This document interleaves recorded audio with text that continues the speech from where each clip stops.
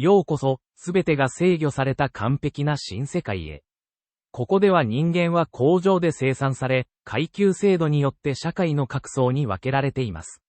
アルファ、ベータ、ガンマ、デルタ、イプシロンの5つの階級があり、それぞれの階級は遺伝的に特定の役割に最適化されています。彼らの幸福は、ソーマと呼ばれる鎮静剤によって保証されています。ソーマはあらゆる不快感を取り除き、人々を幸福の状態に保つ奇跡の薬です。しかし、この理想的な世界には代償が伴います。自由など存在しないのです。ここでは毎日が創造の日、最適な人間をデザインし、すべての人間が生まれながらにして役割を持っていて、この社会に最大限貢献できるように育て上げます。子供たちが学校で繰り返し教育による社会の価値観が植え付けられている。教師は子供たちに、繰り返しは知識の母です。幸福は良い、不安は悪い、と教える。この新世界では、すべてが管理され、計画されています。全世界から暴力をなくすため、安定至上主義の世界が形成された。人々は、激情に駆られることなく、常に安定した精神状態である。ムスタファ・モンド、新世界の10人の世界統制官の一人。彼はこの完璧に見える社会の頂点に立ち、すべてを見渡しています。だが、彼の哲学は何を根拠に成り立っているのでしょうか。モンドはいつもこう考える、安定は社会の最大の資産です。私たちの仕事は予測可能性と秩序を保つこと。これが平和を実現する唯一の方法です。自由とは、しばしば混乱と不幸の源となります。私たちが選んだのは、自由ではなく幸福です。完全な幸福と完全な安全です。モンドは、自筆で古典的な本を手に取りながら、心の中で思った、かつての哲学者たちは自由について語った。しかし、彼らは私たちが解決した無秩序と苦痛に満ちた世界を知っていたのだろうか。私はこれらの古い理念に憧れることがある。だが、それはもはや私たちの世界には存在しない。主人公の一人で、バーナード・マークスが心理学者の仕事をしている。常にみんなが同じように感じることが、本当に正しいなのかに疑問を感じる。もう一人の主人公、レニーナ・クラウンが保育センターで仕事をしている。同僚や友人との明るく活気のある交流をし、社会に完全に溶け込んでいる。バーナードとレニーナがレジャーセンターで偶然出会う。二人は互いに興味を持ちつつも、価値観の違いが垣間見える。バーナードがレニーナを野蛮人地区のサベージリザベーションへの旅行に誘う。レニーナは初めての冒険に興奮し、同意した。新しい地平を求めて、バーナードとレニーナはサベージリザベーションへと旅立ちます。彼らが目にするものは、新世界の枠を超えた未知の生活と文化です。サベージリザベーションに到着し、初めて目にするサベージリザベーションの生活様式にレニーナが衝撃を受ける。彼らの生活、服装、習慣が新世界のものとは明確に異なる。地元の住民は、新世界の人々と違って自由に生きている。バーナードは、サベージの儀式を見て、こう言った、彼らには彼らの伝統があるんだ。私たちが理解できなくても、尊重する必要がある。今日見たことは、私たちの世界が失ったものを教えてくれた。真の自由とは何か、それをもう一度考えてみる必要がある。私も少し感じたわ。ここには何か新世界にはない大切なものがあるみたい。私たちの世界は安全で予測可能だけれど、ここの人々にはそれがない。彼らは自分たちの選択で生きている。それは美しいことかもしれないね。それが本当の意味での自由かもしれない。私たちが忘れていた、あるいは決して知らなかった自由だ。バーナードとレニーナがサベージの住民のジョンと彼の母リンダに偶然出会う。ジョンに彼の生活とサベージリザベーションでの育ちについて聞く。彼の話からは、新世界の価値観とは異なる彼の哲学と感情が感じられる。ジョンはレニーナに興味を持ちながら、新世界についてのことを聞く。すべてが計画され、管理されている世界よ。でも、それが普通だと思っていたから。私たちの世界は自然よりも技術が中心ですから。リンダがバーナードとレニーナに彼女の過去を語る。私はかつて新世界の一員でした。でも、遭難してここに取り残されたの。ジョンはここで生まれ、育ったのよ。私たちを新世界に連れて帰ってください。ジョンにもっと広い世界を見せたいの。バーナードは考え込んで。それが最善かどうかはわかりませんが、試してみる価値はあります。リンダ・ジョン、準備を始めましょう。リンダとジョンの新世界への帰還は、予想外の結果をもたらすかもしれません。リンダとジョンが新世界に戻ることで、彼らの人生は新たな章に入ります。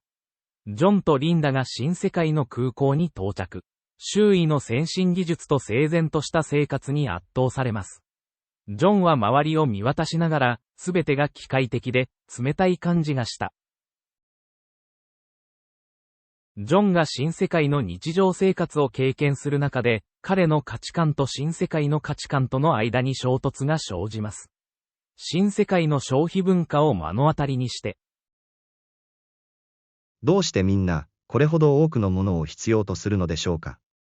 本当の幸せは、これらのものにはないはずです。ジョンが新世界の公園で一人試作し、母はここで幸せを見つけることができると信じていますが、私にはこの生活が自分に合っているかどうかわかりません。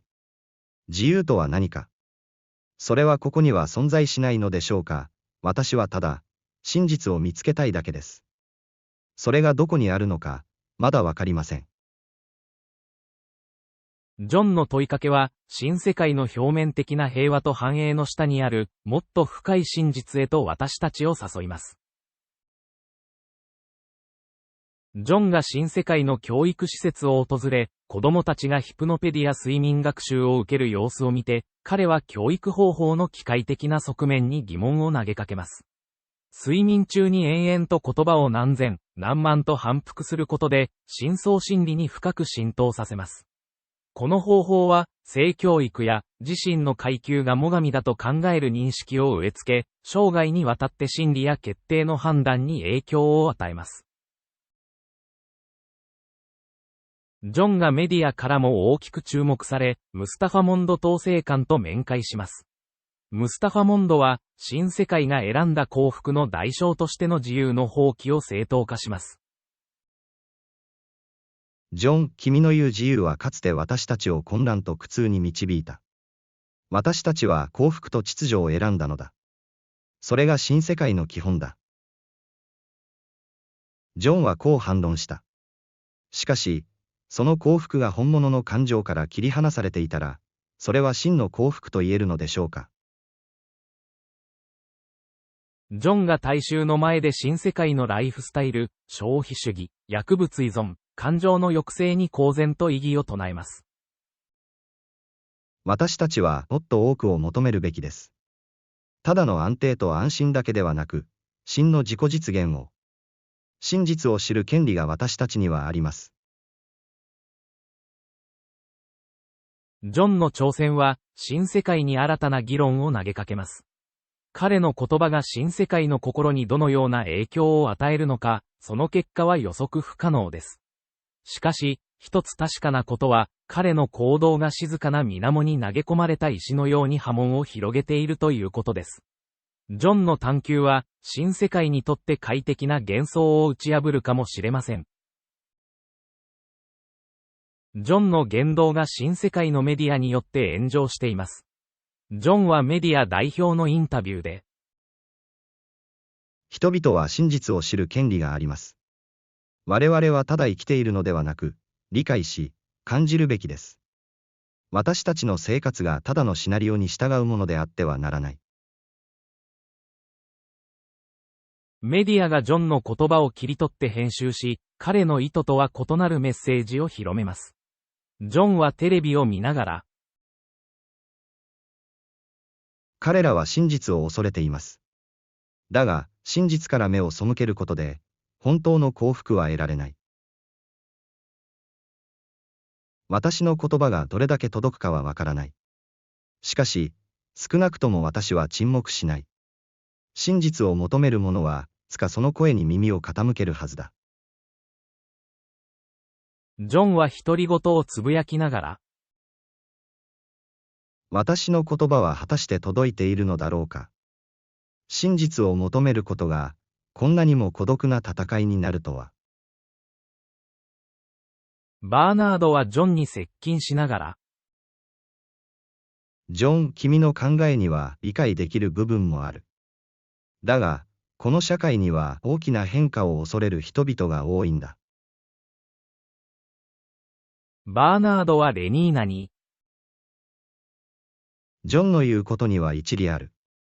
私もこの社会の枠に疑問を感じ始めているが、自分の地位を失うのが怖い。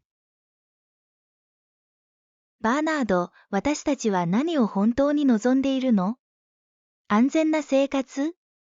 それとも何かもっと大きな意味を？ジョン、あなたの言葉が私の心に響いています。私たちはもっと自分たちの感情に正直に生きるべきかもしれませんね。それこそが真実への第一歩だ、レニーナ。私たちの感情は、この世界のどんな技術よりも価値がある。バーナード、レニーナ、ジョンが集まり、新世界の未来について話し合う。バーナードは、私たちは何かを変える力がある。でも、そのためにはリスクを受け入れなければならない。私たちが何者であるかを見つめ直す時が来たのかもしれません。ジョンの影響力がますます大きくなり、ムスタファ・モンドがジョンと最終的な議論を交わす。ムスタファ・モンドは、ジョン、君の考えは理解できるが、大多数の人々は、君の求める自由よりも安定を選ぶだろう。それが、私たちの社会の基盤なのだ。ジョンは人間本来の感情と自由を訴える。でも、真実と自由なしに安定はただの錯覚です。私たちはもっと高い意識を持つべきです。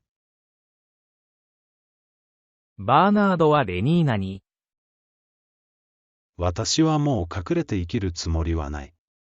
ジョンの言う通り、私たちには選択の自由が必要だ。バーナード、それは大きなリスクよ。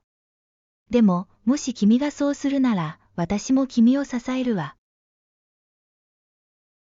レニーナは公の集会でスピーチします。聴衆の中から拍手と驚きの声が上がります。私たちは新世界の安全な壁の中で生きてきましたが、真の感情や思考を抑えてはいけません。私たちには感じる権利があります。ジョンは一人で歩きながら、私は自由を求め、真実を語りました。もし新世界がそれを受け入れないなら、私は自分の道を行くしかない。これが私の選択。私の自由。